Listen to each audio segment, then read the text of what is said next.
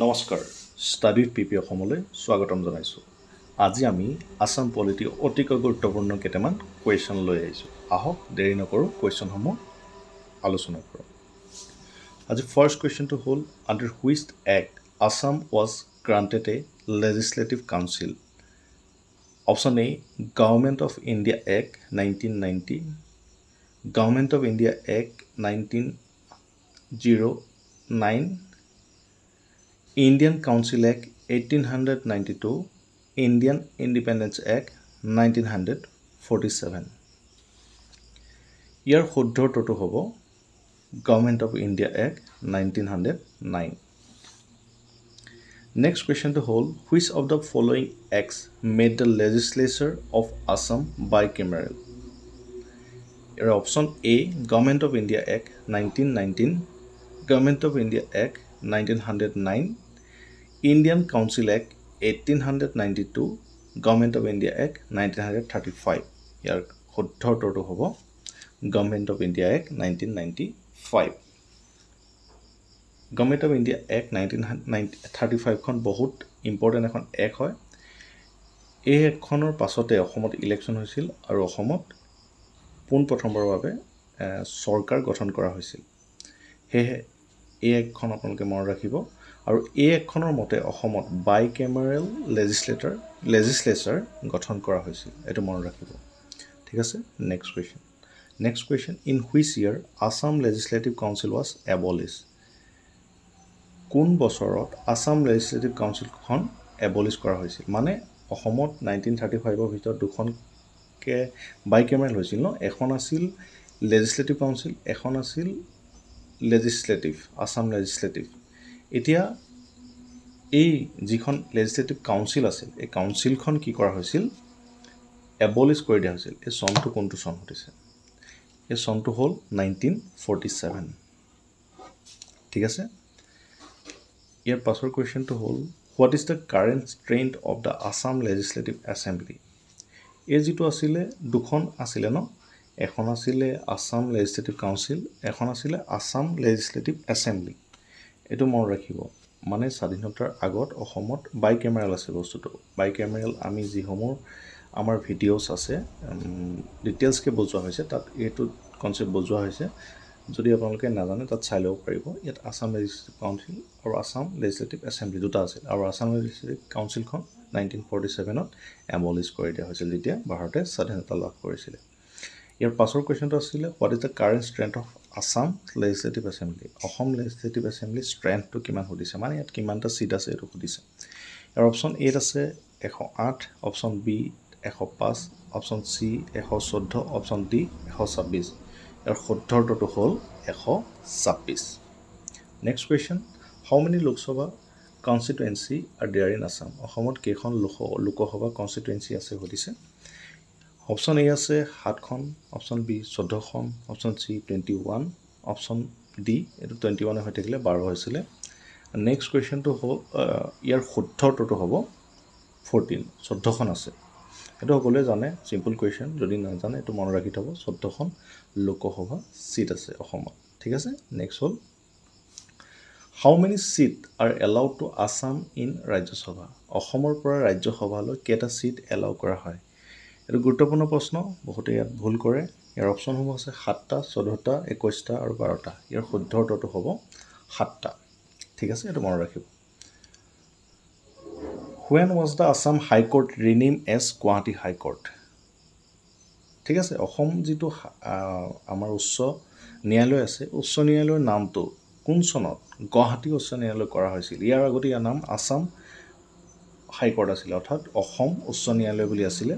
কোন চনত এইটো কৰা হৈছিল বুলি ক'লে আপোনাক ইয়াত প্ৰশ্নটো সুধিছে। অপশ্যনকেইটা আছে 1935, 1952, 1947, 1971। ইয়াৰ শুদ্ধ উত্তৰটো হ'ব 1971। এইটো মনত ৰাখিব, অতি গুৰুত্বপূৰ্ণ প্ৰশ্ন, পৰীক্ষাত আহি থকা দেখা যায়। Who was the first chief justice of Assam high court. Assam যিটো উচ্চ ন্যায়ালয় তাৰ প্ৰথম মুখ্য ন্যায়াধীশজনৰ নামটো সুধিছে। অপশ্যন আছে RF Lodge, option B Hiralal Kania, option C Nongmeikapam Kotishwar Singh, option D Sudhanshu Dhulia. ইয়াৰ শুদ্ধ উত্তৰটো হ'ল RF লজ ঠিক আছে এটা মনত ৰাখিব ইয়াৰ পাছৰ কোৱেশ্চন অৰ্থাৎ 9 নম্বৰ প্ৰশ্নটো হ'ল what is the current strength of Guwahati High Court including the Chief Justice and additional judge বৰ্তমান উচ্চ ন্যায়ালয় কাৰেন্ট যেটো স্ট্ৰেংথটো দিছে মুখ্য যিজন ন্যায়াধীশ তেওঁৰ লগতে এডিশনাল যিখিনি জাজ সকলোকে মিলাই বৰ্তমানৰ যেটো কাৰেন্ট স্ট্ৰেংথ হেতু দিছে অপচন এ আছে 14 option B 21 option C 24 option D 30 ইয়াৰ শুদ্ধ উত্তৰটো হ'ব 24 এটো মনত ৰাখিব যেহেতু হাই কোৰ্টৰ পৰীক্ষা সময় আহি আছে তাত এনেকুৱা ধৰণৰ প্ৰশ্ন সুধিব পাৰে গতিকে এটো অতি গুৰুত্বপূৰ্ণ হৈ যায় হে কাৰণে এটো মনত ৰাখিব ঠিক আছে How many গাঁও panchayat are there in Assam?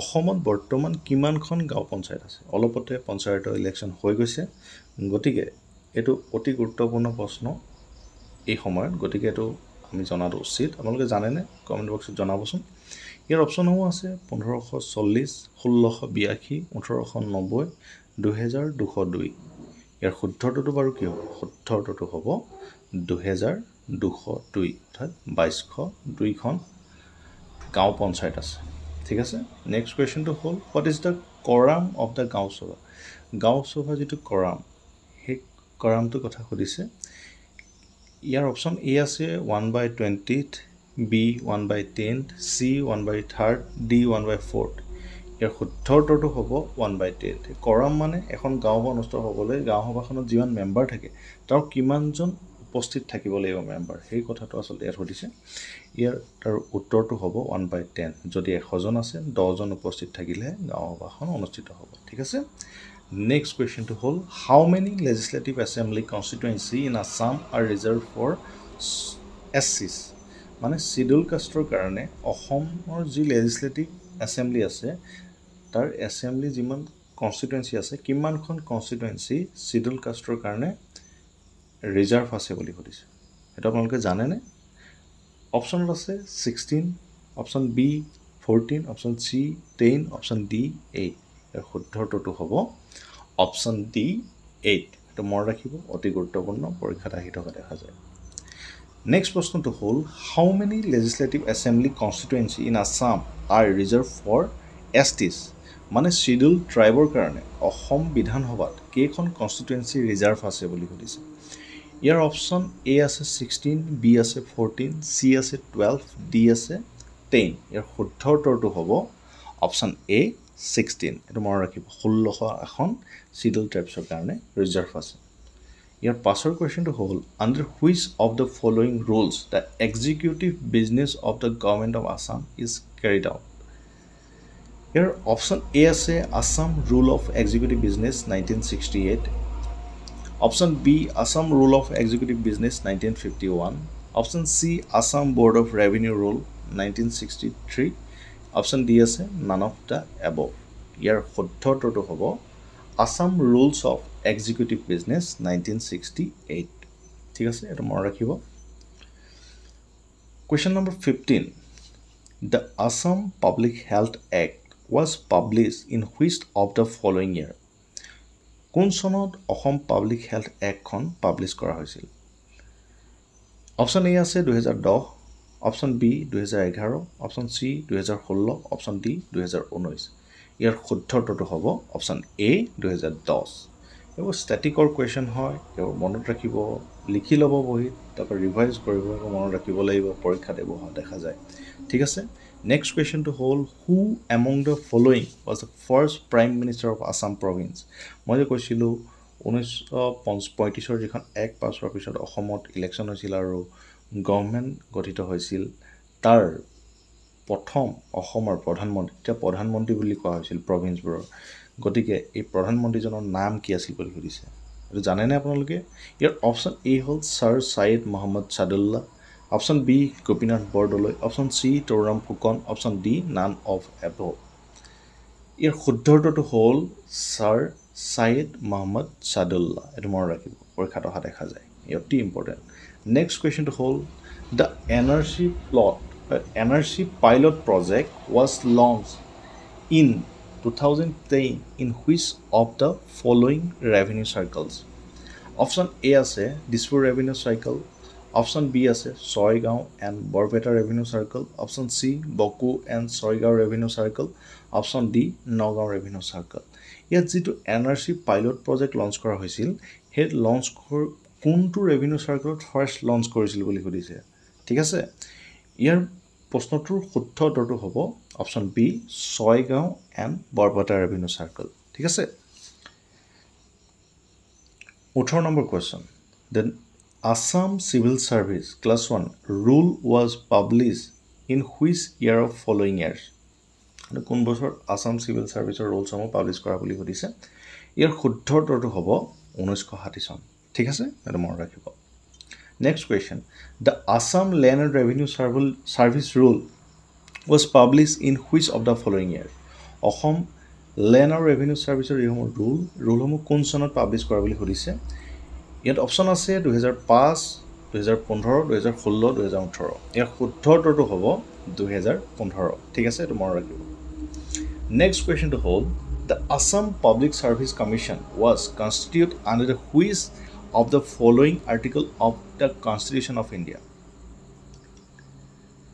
কোনটো আৰ্টিকেলৰ আণ্ডাৰত Assam public service commission constitute কৰা হৈছে বুলি সুধিছে। ঠিক আছে, ইয়াৰ অপশ্যন আছে আৰ্টিকল 315, আৰ্টিকল 323, আৰ্টিকল 155, আৰ্টিকল 241। আপোনালোকে জানেনে? ঠিক আছে, উত্তৰটো দি দিছোঁ। উত্তৰটো হ'ল আৰ্টিকল 315। ঠিক আছে, নেক্সট কুৱেশ্যন হ'ল in which of the following year the Assam panchayat act was passed? Assam panchayat এক্টখন কোন চনত পাছ হৈছিল বুলি সুধিছে। ঠিক আছে, অপশ্যন এ 1930 এণ্ড 1993, 1994, 1996 আৰু 1998। ঠিক আছে, ইয়াৰ শুদ্ধ উত্তৰটো হ'ব 1994। ঠিক আছে, এইটো মনত ৰাখিব। নেক্সট কুৱেশ্যনটো হ'ল in which of the following year the Assam state institute of panchayat and rural development was establish?